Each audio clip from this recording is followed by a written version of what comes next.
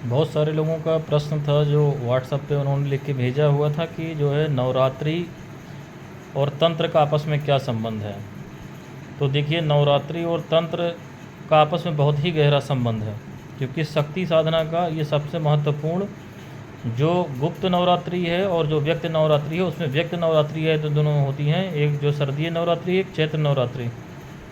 ये जो है बहुत महत्वपूर्ण है। नवरात्र में जानने से पहले आप ऐसे समझें कि मैंने बताया था कि देवी देवताओं का जो एक दिन होता है वो मनुष्यों के एक वर्ष के बराबर होता है। और जैसे मनुष्यों के उसमें समय और जो है मुहूर्त और घड़ियाँ और ग्रहण और अच्छा समय बुरा समय लगता है, ऐसे देवी देवताओं के अनेक लोकों में जो उनकी स्थिति है उसके अनुसार जो है चीज़ें होती रहती हैं। जैसे भगवान शिव का जो है पृथ्वी पे वास माना जाता है सावन के महीने में वैसे देवी का वास माना जाता है नवरात्र के महीने में। अब वो गुप्त नवरात्रि अलग चीज़ है, उसका उतना प्रचलन नहीं, इसलिए मैं उसकी बात नहीं कर रहा हूँ। हालांकि तांत्रिक दृष्टि से उसका भी उतना ही महत्व है जितना इन दोनों व्यक्ति नवरात्रियों का है। ये जो है कई हिसाब से तो आप ऐसे समझें कि देवी और उनका जो शक्तियों का निज़ाम होता है वो पूरी तरीके से मौजूद रहता है। शक्तियाँ बहुत ज़्यादा सक्रिय होती हैं इसमें। काम जो है बहुत तीव्र फल देने वाले होते हैं, चाहे आप साधना करो उसमें किसी भी प्रकार की अनुष्ठान करो। दूसरी बात क्या है कि नवरात्र में जो किए जाने अनुष्ठान हैं, जैसे जो लोग कलश स्थापना करके करते हैं, पूरा जो मैंने विधि विधान बताया था नवरात्र में, तो आप ऐसे समझो कि आप जो है कोई रास्ता पार कर पा रहे हो, नहीं कर पा रहे हो, कमज़ोर पड़ रहे हो शरीर से, रास्ता कठिन है, चढ़ाई है, नहीं हो पा रहा है, और कुछ लोग आ जाएं जो पकड़ करके आपको सपोर्ट करके उस रास्ते को पार करा दें, उस चढ़ाई को पार करा दें, उस नदी को पार करा दें, जैसे भी आपकी बाधा रही हो। बस यही अंतर इसमें होता है सामान्य दिनों में अनुष्ठान करने में और नवरात्र में अनुष्ठान करने में। नवरात्र में जो हमारे आवाहित शक्तियाँ होती हैं, गणेश, गौरी, षोडश मातृका, सप्त मातृका, नवग्रह, वरुण देवता, भगवान शिव, बटुक भैरव, हनुमान जी, इनकी सबकी पूजा करके एक जो अनुष्ठान की व्यवस्था करी जाती है 9 दिनों में, उसमें ये शक्तियाँ सशरीर विद्यमान रहती हैं आपको पार कराने के लिए। इसीलिए नवरात्र में जो है आपको इतने विचित्र अनुभव होते हैं। सामान्य दिनों में अगर कोई पाठ या किताब आप पढ़ रहे हो और वो 2 घंटा पढ़ने पर भी नहीं खिसक रहा है या उसकी गति टूट जा रही है, नवरात्र में अगर इस तरीके से आपने, जैसे मैंने बताया था, अनुष्ठान किया कलश स्थापना करके, तो निश्चय ही ये शक्तियाँ उसको पूरा करा देंगी। इसलिए जो सेंसिटिव अनुष्ठान होते हैं, मैं खुद अपनी भी बात बताऊं तो हम लोग भी सभी तांत्रिक जितने भी हैं, जितने सेंसिटिव अनुष्ठान होते हैं जिसमें जो है हम लोग को लगता है कि अन्य दिनों में निकाल पाना इसको मुश्किल है, क्योंकि हमारी दुश्मनी जो है सूक्ष्म जगत में बहुत ज़्यादा होती है ये तांत्रिक काम करने की वजह से, तो इसमें वो शक्तियाँ उसको रोकने का प्रयास करती हैं। ये जो पर्व होता है नवरात्र का, इसमें चूँकि हमारे पास ईश्वरीय सहायता इतनी बड़े स्तर पर होती हैं और नवरात्र के सुरक्षा चक्र को भेद पाना किसी भी जो है निगेटिव एनर्जी के बस का नहीं है। अगर आप विधि विधान से इसको कर रहे हैं, वैदिक विधि से कलश स्थापना करके अनुष्ठान, और गुरु आपका सही है, उसने विधान आपको बता रखा है, तो इसको जो है अभेद्य किला है, फिर वो उस अनुष्ठान को हिला नहीं सकते हैं। और ऐसे आप साल भर में अगर हाथ लगाओगे तो आप पटक दिए जाओगे। निगेटिव एनर्जी है आपके ऊपर, तंत्र विद्या है आपके ऊपर, या सूक्ष्म जगत में कोई दुश्मनी है, आपके घर में समस्या है, कोई भी अनुष्ठान गुरु आपको बता भी देगा तो आप करोगे तो 2 दिन 4 दिन में आपको पटक दिया जाएगा, पूरा नहीं कर पाओगे। मैंने खुद ही बहुत सारे लोगों को इस तरीके के बताए, किसी को गायत्री मंत्र का बताया, किसी को कुछ, वो थोड़ा जो 2-4 दिन खिसके फिर वो लटक गए। तो ऐसे सभी साधकों के लिए जिनके साल भर में कोई अनुष्ठान चल नहीं पा रहे हैं, प्रयास करने पे पूरा नहीं कर पा रहे हैं, उनके लिए भी ये नवरात्र बहुत महत्वपूर्ण है। बशर्ते आप पूरा विधि विधान से इसको करो, अपने गुरु की निगरानी में करो।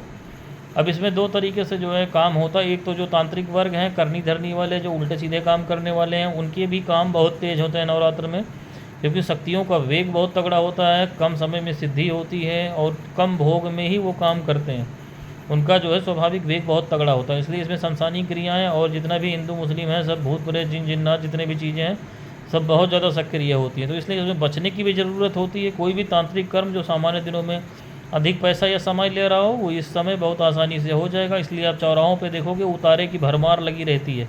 तो ये सब थोड़ा बचाना भी चाहिए। जो पुराने लोग गाँवों में हैं वो ये सब जानते हैं कि नवरात्र में बड़ा बचा करके चलते हैं कि कहीं पैर ना पड़ जाए किसी चौराहे पे विशेष रूप से। ये आपके घर में तांत्रिक क्रियाएं आ रही हैं तो करनी धरनी के लिहाज से भी ये बहुत तीव्र समय होता है। बहुत खतरनाक काम नवरात्र में किए जाते हैं जो सामान्य दिनों में संभव नहीं होते हैं। इस तरीके से आप समझें इसको। इससे ज़्यादा मैं इस विस्तार में इसमें नहीं बताऊँगा। साधना की दृष्टि से आप देखें तो इसमें जो है देवी की साधना, भैरव की साधना प्रमुख रूप से करी जाती है। वैसे तो साधनाएं किसी की करी जा सकती। चैत्र जो ये है नवरात्र हमारा, इसमें प्रभु श्री राम की जो है साधनाएं करी जाती हैं। इसमें जो है गोस्वामी तुलसीदास ने जो बनाया उसमें मंत्र रामायण पूरा है, तो उस तरीके से कर सकते हैं। बजरंग बाण की कर सकते हैं, हनुमान जी की कर सकते हैं, लेकिन प्रमुख रूप से जो भैरव और देवी की साधनाएं इसमें करी जाती हैं। अब इसमें जो है विभिन्न प्रकार के कवच की सिद्धि, जैसा आपके गुरु ने बताया हो, मंत्रों की सिद्धि, या समस्या से जो है निकलने की जो है स्तोत्र की सिद्धि, समस्या से निकलने के लिए आपको जो उपाय बता दिया गया हो। जैसे मैंने बताया था कि जो है माता दुर्गा का 108 बार आप पढ़ेंगे, दुर्गा 32 नाम माला जो है, शत्रुओं से घिर गए हों, किसी अभेद्य बंधन में पड़ गए हों, नहीं निकल पा रहे हों, सालों से, वर्षों से, महीनों से फंसा हुआ मामला, तो इसको आप करेंगे तो उससे माता आपका रास्ता निकाल देंगी। बशर्ते जो है 9 दिन ये पूरा नवमी की तिथि तक में इसको आपको करना है। और उसके बाद उसका अगर सामर्थ्य है आपकी तो हवन करने चाहिए। हवन में मालपुए का प्रयोग जरूर से करना चाहिए। दशांश हवन, जैसे आपके 1000 पाठ हो गए तो 100 पाठ से हवन है। 100 पाठ से हवन का मतलब 10 लोग बैठ जाएँ और 10 आवृत्ति का हवन करें। किसी को पर्टिकुलर पूछना हो तो उसमें हम आपको व्हाट्सएप पे समझा भी देंगे कैसे करना है। तो इस तरीके के प्रयोग किए जाते हैं। जैसे माता लक्ष्मी के प्रयोग हैं इसमें किए जाते हैं, देवी के किसी स्वरूप का प्रयोग इसमें किया जाता है। आप ऐसे समझ लो, चाहे साधना की दृष्टि से आपको साधना दीक्षा दे दी गई कि भाई 9 दिन में 1.25 लाख मंत्र जप कर लिया, 1 लाख कर लिया, इतने हज़ार कर लिया, जैसी आपकी दीक्षा हो। दुर्गा सप्तती के बहुत सारे प्रयोग हैं। दुर्गा सप्तती के प्रयोग किए जाते हैं। दुर्गा सप्तती के मंत्रों की सिद्धि, उनकी संख्या, उनके प्रयोग, काम में प्रयोग, इसी प्रकार से 10 महाविद्याओं के काम में प्रयोग, 10 महाविद्याओं की सिद्धियाँ, उनके स्तोत्र कवच इत्यादि की ये सारी करी जाती हैं। बाकी भैरव में काल भैरव, बटुक भैरव जो पूजन है उनका प्रतिदिन जो है, बटुक भैरव का तो इसमें मैंडेटरी होता ही होता है। मैंने अलग से वीडियो बना रखी है, उसमें आप देख सकते हैं। तो पूजन के साथ साथ फिर उनके अनुष्ठान भी होते हैं दोनों भैरव के, काल भैरव, बटुक भैरव के, जिसमें ज़्यादातर आपको बटुक भैरव के देखने को मिलेंगे जो गृहस्थ साधकों द्वारा किए जाते हैं, कि बटुक भैरव के अनुष्ठान इसमें किए जाते हैं। जैसे आपदा से आप नहीं निकल पा रहे हैं तो भगवान बटुक भैरव का जो है मंत्र का प्रयोग होता है। वो 1.25 लाख, 1,51,000 जैसी आपकी समस्या है उसका जप करके, हवन करके आपका निश्चय ही समाधान हो जाता है। तो उसके लिए भी ये समय बहुत अच्छा रहता है। उस दृष्टि से भी जो है आप कर सकते हैं। बहुत लोग गायत्री माता की साधना करते हैं, जिससे किसी ने गलत साधनाएँ कर ली हैं तो उससे निवृत्ति के लिए हम लोग बताते हैं। तो ये नवरात्र का समय बहुत अच्छा है। आप उस उद्देश्य से भी कर सकते हैं। आत्मशोधन जिसको करना है, साधना में गति करनी है, ऐसा लगता है कि अंदर कचड़ा भरा हुआ, मन साफ नहीं है, तो वो भी माता गायत्री की साधना जो है, गायत्री मंत्र बेसिकली सूर्य का है, सूर्य उसके देवता हैं, तो गायत्री माता और सूर्य को संयुक्त रूप से समझना चाहिए। और जो इस प्रकार की साधना करें उनको सूर्य को जल जो है साधना काल में प्रतिदिन जरूर देना है। उसमें चावल डाल लें, रोली डाल लें, लाल फूल मिल जाए तो लाल फूल डाल लें, सूर्य को अर्घ दें सवेरे, ये ध्यान रखें। इस तरीके से गायत्री साधना जो लोग कर रहे हैं। माता काली और माता दुर्गा को लेकर के बहुत सारे लोग कंफ्यूज रहते हैं, तो उसमें ये विशेष रूप से आप समझें कि गृहस्थ साधक जो हैं, एक आम आदमी जिसको हम कहते हैं, उसकी जो है आराध्य शक्ति, पूज्य शक्ति और उसके लिए फेवरेबल शक्ति जो माता दुर्गा हैं, क्योंकि वो आदि शक्ति हैं, साक्षात उनका स्वरूप है। उनके जन्म की कथा भी आप देख लो। नाम उनका दुर्गमासुर को मारने के कारण दुर्गा पड़ा, लेकिन वो साक्षात आदि शक्ति हैं। तो उनकी पूजा में कोई ऐसा जो है व्रत का जो परहेज है, जो कि 365 दिन में ऐसा कोई परहेज नहीं होता है। और भगवती से की जो पूजा है, उपासना है, व्रत अनुष्ठान, ये सांसारिक कार्यों के लिए किए जाते हैं। जैसे आम आदमी किया जाता है, पैसा हो जाए, घर में दुख ना रहे, बीमारी ना रहे, लड़की की शादी हो जाए, सब लोग पढ़ लिख जाएँ, रोजी रोटी चलती रहे, यही सब चाहता आम आदमी की जो कामनाएँ हैं, तो उसके लिए माता दुर्गा ही हैं। काली जी स्पेसिफिक हैं, वो 10 महाविद्याओं में प्रमुख हैं। दुर्गा 9 जो दुर्गाएं हैं तो उसमें 9 दुर्गा में प्रमुख रूप से हम दुर्गा दुर्गा जो कहते हैं, बाकी 9 दुर्गाओं के अलग स्वरूप। ऐसे ही 10 महाविद्याएँ, महाविद्या उसका नाम ही है महाविद्या, तो वो एक प्रकार की विशेष प्रकार की विद्या हैं। तो काली जी जो हैं वो 2 चीज़ों से संबंधित हैं। एक विशेष रूप से जो है उनका जो प्रयोजन है वो मोक्ष का है, वो मोक्ष की देवी हैं, साधु महात्माओं की देवी हैं, वैराग्य की देवी हैं, मोक्ष की देवी हैं, ज्ञान प्रदान करने वाली है। ज्ञान से मतलब सांसारिक ज्ञान नहीं, परम ज्ञान।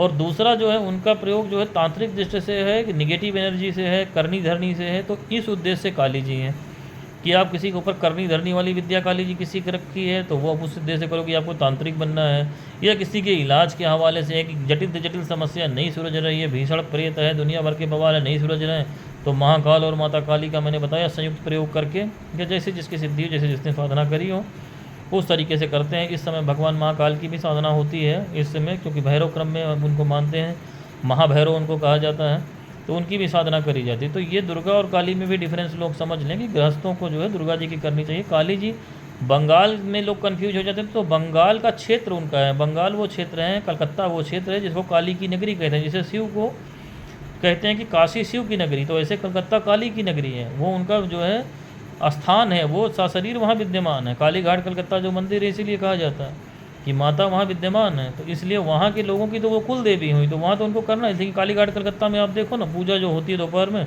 उसमें मछली का भोग लगता है, मांस का लगता है, जो बलि वहाँ चढ़ती है उसका लगता है, खिचड़ी बनती है, अनेक प्रकार की चीज़ें बनती हैं। तो वो वहाँ का एक विशेष जो रहन सहन है, वहाँ की उनकी कुल देवी के रूप में पूजते हैं। ऐसे गुवाहाटी के लोगों की कुल देवी कामाख्या देवी है, वहाँ कामाख्या देवी का जो हिसाब किताब है उस तरीके से वहाँ पूजा पाठ होती है। तो उस चक्कर में आप ना पढ़ें, लेकिन वर्ल्ड वाइड जो है, जो आम आदमी है उसके लिए जो है माता दुर्गा की ही पूजा आराधना साधना जो है, जो गुरु आपका है कोई तो ठीक है, नहीं तो मैंने जनरल आम आदमी को जो करना चाहिए वो बता दिया है। बाकी इंटरनेट को देख करके कतई कोई साधना ना करें गलती से, जो इंटरनेट पे कोई बांट रहा है, फेसबुक पे बांट रहा है, क्योंकि सबसे बड़ी समस्या यही है कि आपने जो किया उसका परिणाम क्या हुआ ये आपको पता करने की सामर्थ्य नहीं है। क्योंकि एक हमारी ज़ाहिरी दुनिया है जो हमें दिखाई पड़ती है, एक बातिनी दुनिया है जो आँखों से ओझल है, और साधना जगत उसी से जुड़ा हुआ है। आपको लगेगा कि मैंने जो किया उससे कुछ हुआ नहीं, या हुआ आपको पता नहीं, आप समझोगे कि हाँ बस कर दिया, इंटरनेट से मिल गया कर दिया, आप सोच रहे हो सब कुछ ठीक चल रहा है, लेकिन सब कुछ ठीक नहीं चल रहा। आपके पीछे जो चीज़ें लग जाएंगी वो धीरे धीरे करके आपको बर्बाद करेंगी, जिसका आपको कहीं से भी इल्म नहीं होगा। आपका थाट प्रोसेस गड़बड़ाएगा, मैंने बताया था कि गलत चीज़ें अगर लग गई थाट प्रोसेस गड़बड़ाएगा, धीरे धीरे शारीरिक समस्या हो सकती है। कैसी चीज़ लगी है उस पर डिपेंड करेगा, आपका परिवार बिगड़ सकता है, जीवन में काम धंधा चौपट हो सकता है, कारोबार कैरियर, ऐसे बहुत सारे लोगों का हम इलाज करके भेज भी चुके हैं जो पढ़ाई लिखाई छोड़ करके सब बर्बाद करके आके बैठे अपना, यही जो इंटरनेट से साधनाओं को देख करके इनकी कर रहे हैं उनकी कर रहे हैं। तो इस सब चक्कर में ना पड़ो आप। दुर्गा सप्तती का भी जो मैंने क्रम बताया सामान्य तरीके से पाठ करें, कोई खडंग पाठ संपुट पाठ कतई ना करें, इस पर अलग से हमने वीडियो बना रखा है, क्योंकि ये सब गुरु गम्य विद्याएँ हैं। सब शस्त्र को चलाने की, शस्त्र कोई ख़राब नहीं होता, शस्त्र को चलाने का आपको तरीका तो पता होना चाहिए कि शस्त्र में क्या खराबी है, लेकिन शस्त्र को चलाना नहीं आया, उसी दुर्गा सप्तती से किसी की हत्या भी हो सकती है, किसी को जीवन भी दिया जा सकता है। लेकिन वो वही गुरु गम्य विद्या है। और वही जब डॉक्टरों की बात आती है तो दवा आप अपने मन से नहीं खाओगे, आप कहोगे कि हाँ डॉक्टर ज़रूरी है क्योंकि वो एमडी मेडिसिन करके 8 साल मेडिकल कॉलेज में बिता के आया है। लेकिन जब पूजा करनी होगी, तंत्र मंत्र हो ना, तब इंटरनेट से उठाओगे, तब आप नहीं कहोगे कि 9 साल जो मैं कहता हूँ कि तांत्रिक बनने के लिए कम से कम चाहिए, तो वहाँ आप कहोगे अरे इसमें क्या है, मंत्र उठाओ, जपो, हवन करो, सब हो रहा, क्योंकि आपसे आपको दिख नहीं था कि आपके करने के बाद हुआ क्या। क्योंकि ऐसे लोगों की धर्म में आस्था ही नहीं होती, क्योंकि उनको पता ही नहीं कि जो हम कर रहे हैं इससे कुछ हो भी रहा है कि नहीं हो रहा। जो मूर्ति है मंदिर में वो डर के मारे जाते हैं कि जाओ कहीं ईशान हो, सब लोग जा रहे हैं, हम ना गए तो हमारा नुकसान हो जाए, बाकी लोगों का फ़ायदा हो जाए। बाकी उनको कहीं से ये नहीं कि इस पत्थर में जो शिवलिंग का पत्थर है उसमें भगवान शिव हैं, कहीं से ये कहीं से नहीं रहता। और जो देवी का वहाँ प्रतिमा लगी हुई है उसमें देवी का कोई अंश है, ये कहीं से नहीं रहता। अगर रहे तो कभी भी गलत साधना की दिशा में आदमी अग्रसर नहीं होगा।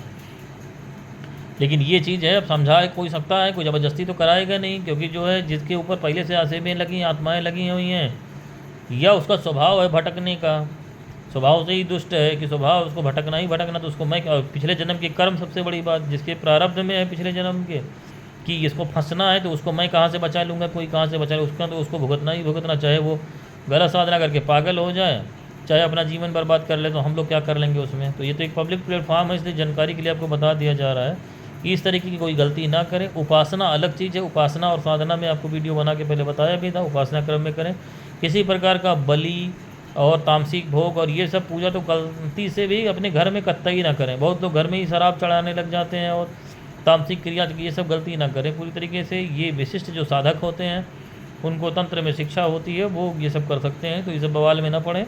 एक सामान्य मनुष्य बन के सामान्य जीवन जीने का करें, और जो कुछ सीखना हो, अगर रुचि हो तो सही, उसमें शॉर्टकट नहीं है। फिर आप उसमें जो है पूरा समय लगाओ, पैसा लगाओ, पैसा तो एकदम भेजे में अपने बैठा ले जिसको साधना करनी, क्योंकि जो है आपके हिस्से का हवन पूजा और बलि का पैसा कोई गुरु या महात्मा या वो नहीं। क्योंकि आश्रम जो मठ पे मैंने एक वीडियो बनाई थी, उसको जो लोग देखें तो ये कॉन्सेप्ट समझ में आ जाएगा कि पैसे का खर्च अब क्यों हो रहा है। अब वो बैठा के खिलाने वाले आश्रम मठ और वो नहीं रहे कि आप अपने घर से जो है सब छोड़ छाड़ के चले हो, और न आपकी छोड़ने छाड़ने की सामर्थ्य है किसी की कि कोई घर छोड़ के आकर के साधना करेगा।